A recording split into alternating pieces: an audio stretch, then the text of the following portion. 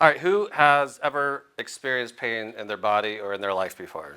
Mentally, physically? Who's ever looked at someone and felt pain for them just by looking at them? So there I was. It was December of 2006. We're preparing for the holidays. I'm going away with a group of friends. And I'm in my room packing. I've got this high-top leather bed. It's really high to get up. I'm packing. In walks this 17-year-old kid. He's part of our group. Just going away with us for the week. Plops down in this big plush green leather chair that I've got there. I think he's just, coming to have a conversation with me. He sits there. He's quiet for a minute. Then he proceeds to tell me that he is going to commit suicide. And he is going to kill himself. Immediately, I try to act like I'm still packing, doing what I'm doing, to not let the shock and whatever other emotions I'm experiencing at the moment, which I felt my hands getting clammy, my breath was short, my heart's beating fast. And I also knew in that very moment, as I looked at him and connected for a moment, that it took a lot of courage for him to walk into my room, sit down, and to speak those words out loud. And I found myself in a state of, I could be judgmental, I could be demanding, I could demand that he get help, or I could just let all that go. And I found myself in a very curious place. I was curious, and I started asking him questions. How are you going to kill yourself? When are you going to kill yourself? What are you going to do to kill yourself? And knowing him very closely, in his true Virgo fashion, he had planned everything out for his funeral, except for the song that he wanted to be played. And that was why he'd come into my room. He wanted help picking out a song. So 10 years later, as I am facing my own suicidal ideation, after falling out with my children, and as I'm moving furniture to the door of my office to make sure that I don't go out into the street, one of the busiest corners there in Phoenix, Arizona, and walk into traffic, I found myself remembering that conversation. And I became curious myself. And I remembered in that conversation with him that I held space for him to voice those words out loud.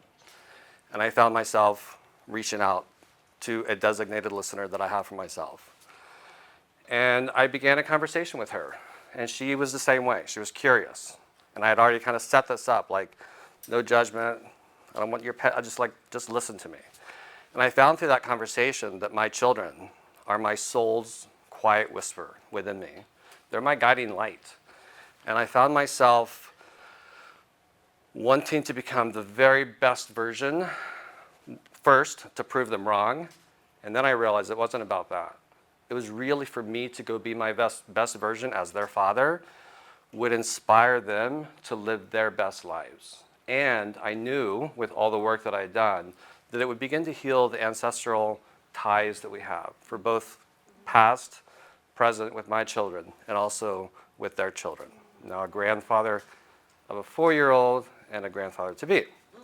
Yes. So I'm Jesse James. I have, as James said, I've been a somatic detective body worker since 2001. I've amassed close to 30,000 hours of body work. And through being a physical and emotional empath, deeply intuitive, and listening to my soul's quiet whisper, having these kind of conversations with my clients and the kind of body work that I do, it became known as the Jesse James method. Now, how I first became connected to this conversation about pain is when I was going through school. And I've lived in chronic pain my entire life. And so pain for me was just part of my day-to-day. It was just how I lived life. As many of us do, if I were to go and touch any one of you in this room, I would find a pain point in your body that you had no idea you had. And I look at all those pain points as our body really, our nervous system really only allows us to feel and experience kind of 3 main pain points. Other than that, we start to numb out. And over time, when there's an accident or an injury, we do start to numb out to that pain. And then we start walking, in funny ways, or we start having weird headaches, and we don't know where that came from. So I'm 44 years old. Not now, I'm 54 now, but I was 44, 2014, and I'm sitting there after living in pain for 44 years, and I'm about to get prolotherapy in my neck, and my shoulders, my elbows, and my wrist. And as I'm sitting there, and the naturopath is injecting me with the lidocaine to numb out, to prepare me to get the prolotherapy, I suddenly felt like this wash of peace just go over my body. I started moving my neck, and I realized for the first time in my life, it was the first time in my life that I was not experiencing pain. And my body went into the next 5 hours of crying and sobbing. And it wasn't just like little tears. It was like, I couldn't even stop. It was 5 hours of releasing all that emotion and pain that had been with me up until that point. Later, when I relayed that story to my mom, she started crying. And she said, most likely, that pain in your neck started when you were 9 months old. See, up until that point, I grew up with a mom we grew up in a cult, and she believed with all her heart. I was born with a cleft lip, cleft palate, cleft gum. She believed with all her heart that if she prayed hard enough, that I would be healed. And finally, after 9 months, I wasn't. And she allowed me to, or my grandparents kind of forced her, but I had surgery finally to repair. But up until that point, all my mom did was hold me and look at me as pure, pure perfection, that I was a pure soul. She looked at me and she infused me with so much love. I had the surgery, and what happened in the surgery is, as a 9-month-old, I kept hitting the stitches out. So back in 1970, what did the doctors do? They tied me to the table, so to the crib. So for the next 2.5 weeks, that's how I laid while my stitches healed. The moment my mom told me that, my body viscerally could feel me laying in that crib as a 9-month-old. I could feel my head was like this. And that's how I laid pretty much for the whole time. She said I screamed bloody murder pretty much the whole time for the 2.5 weeks. And even as I've been working on sharing this with you, over the last couple of weeks, I could even hear more. As I'm laying there, I was like, oh, I could hear the sound of the beeping of the machine coming from this side. So those memories are all locked in there. So that was 2014.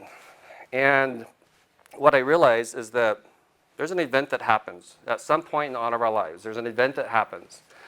And from that event, we begin to have some thoughts about it. And sometimes those thoughts can be very positive or happy thoughts, but mostly those thoughts sometimes become not so happy or great thoughts. And we begin to create some kind of a victim mentality about the event that happened.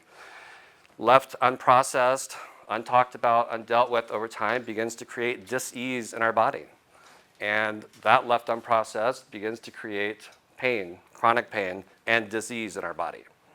That's why you see so many people that walk around with disease in our bodies, because all those emotions that got trapped in are left unhealed, unprocessed.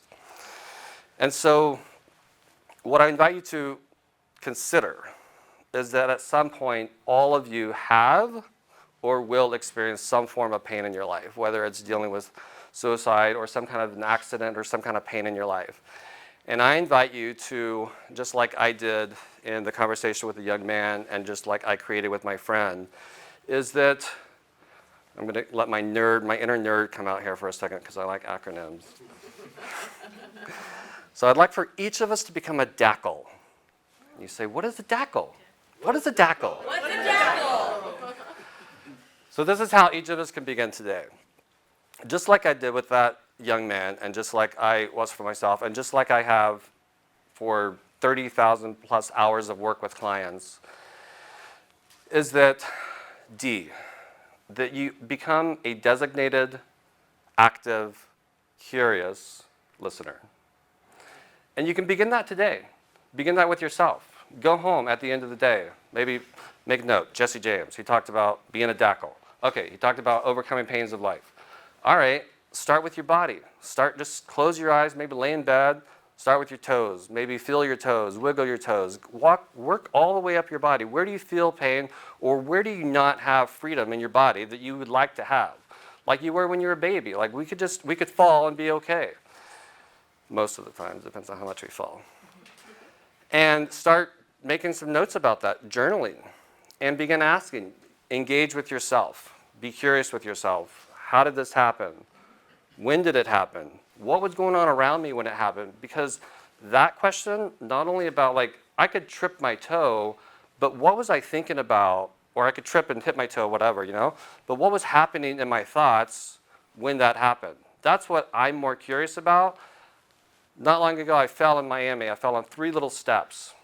And I'm always looking at life is always happening for me, not to me. And so I was curious in that very moment, okay, why did this just happen? I couldn't even get up or move for 20 minutes. And out of my voice, I kept hearing, Jesse, you're going to be okay. You got this. Over and over. That's all that came out. What came out of that, though, is that I'd had carpal tunnel in these 3 fingers really bad from camping and being super cold for 2 years. And just from that little fall of hitting my wrist so hard on the concrete, it cleared up my carpal tunnel. Totally, completely gone. That's because I lived my life curious like that. Every little accident does not mean that I have to be a victim to that. Somebody says something doesn't mean I have to be a victim to whatever I think I heard them say. They're dealing with whatever they're dealing with. And so I invite you to be curious. What was going on when you had that accident or that event in your life? Because as Amanda so brilliantly said, all those beads, they all string together. And if you can go back to the origin of that, it begins to unravel all that pain. It's crazy. It works every single time. Again, preparing for this, I'm having this conversation with one of my clients. He's 26 years old. And this is our 7th session, I think, that we've worked together. And he's got tons of restriction in his hips. And so we've been working on that. And then finally, I engaged him in this conversation. And sure enough, he's 10 months old. He's on the back of a sofa. He falls off the back of the sofa, and he goes, they must have kept all the sharp objects behind the sofa in my house, because he had 35 stitches across his face into his jaw leading down. Well, if you imagine for a second, the body is a miraculous machine. If you just imagine for a second, your jaw, your head, take it off, set it into your pelvis, it's designed exactly the same. So if you're doing pelvic floor work and you're doing jaw work, they're both going to get released. So I'm sitting here doing pelvic floor work. We're working on his jaw. He comes back the next day, he's like, I can totally do movement that I haven't been able to do. Had we done anything different in the previous 6 sessions? No. It was simply getting back to the origin of when did that restriction happen and the emotion that happened around that created the freedom. So that's why having conversations, being curious and talking about your pain to yourself, but also then begin to have a DACL in your life, or be a DACL, where you can engage in these conversations. And what I see is possible for the world is that each of us, you don't have to go see somebody with 30,000 hours of work like myself, but begin that conversation just with you. Begin it with the person next to you. Begin it with whoever you thought of that came to mind when I asked you that question. Like, who could you be a designated, active, curious listener for?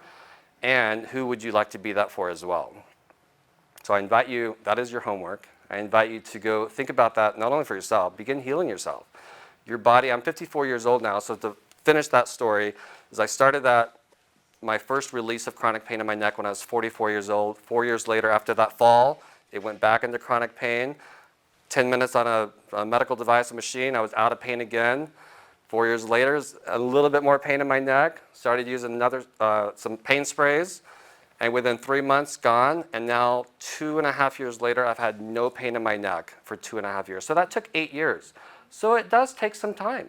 But be curious, and your body will heal. And have some intention and expectation that that will happen, because it will happen. Thank you very much.